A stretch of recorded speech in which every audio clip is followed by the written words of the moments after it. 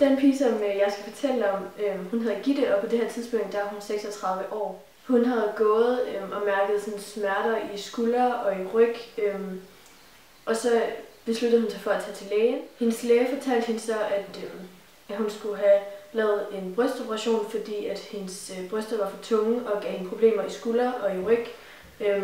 Og derfor blev hun så skrevet på venteliste til Herlev sygehus. Gitte hun ventede i 4 år, og i år 1998 der fik hun så foretaget den her operation.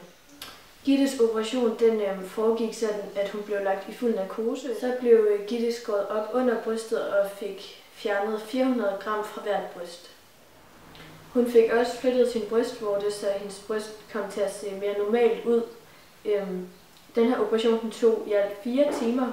Hun fik 100 sting ved hvert brystvorte, og de sting den fik hun så fjernet igen 10 dage efter. Og efter de 10 dage, så måtte hun så igen 5 uger frem slet ikke løfte på noget.